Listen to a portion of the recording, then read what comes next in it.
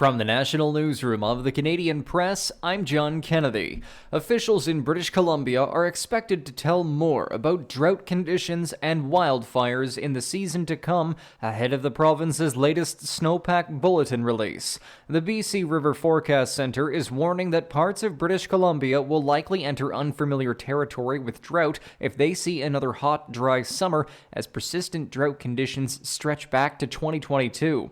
Satellite photos show rivers across the province have been running narrower and shallower than at the same time in 2023, which went on to be one of BC's driest years on record and faced a historic wildfire season.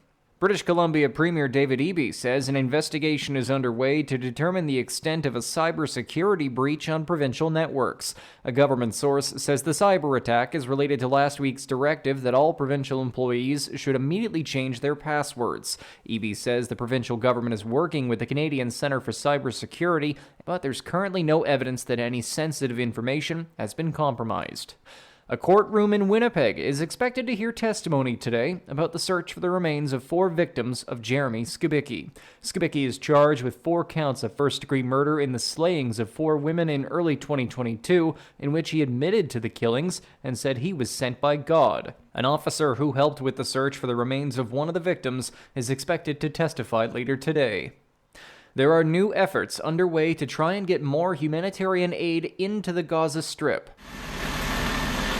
The sound of trucks loaded with wheat flour at the Karim Shalom crossing point on the Israeli side Thursday. The Israeli military said Wednesday it had reopened the crossing into Gaza after days of being closed following a Hamas rocket attack. But the United Nations says no humanitarian aid has yet entered, and there's no one to receive it on the Palestinian side after workers fled during Israel's military incursion in the area. Another crossing nearby between Gaza and Egypt was closed by an Israeli tank brigade. Meanwhile, there's no sign of a full-scale invasion of the city of Rafah, as Israel had promised. But aid officials are warning that the prolonged closure of the 2 crossings could cause a collapse of aid operations, worsening the humanitarian crisis in Gaza, where the UN says a full-blown famine is already underway. I'm Donna Warder. As he prepares to debut in his latest entry of the Planet of the Apes franchise, Kevin Durand has a simple explanation for why he always gets cast as the bad guy.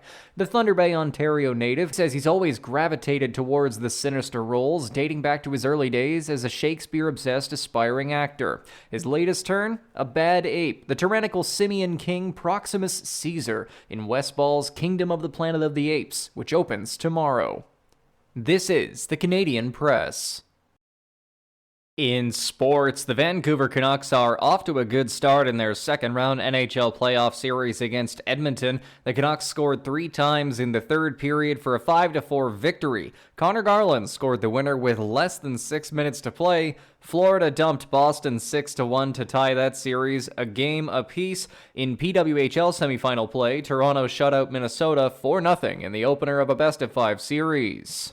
The New York Knicks are 2 wins away from their first NBA Eastern Conference final appearance since 2000. Jalen Brunson shook off a right foot injury to score 29 points in New York's 130-120 win over Indiana. OG Anunoby had a career playoff high 28 points for the Knicks before suffering a hamstring injury. Toronto Blue Jays manager John Schneider calls it a gut-check win. The Jays topped Philadelphia 5-3 to end the Phillies' 7-game winning streak. From the Canadian Press, I'm John Kennedy. Thanks for listening. Don't forget to follow and subscribe. For more of today's top stories, visit thecanadianpressnews.ca.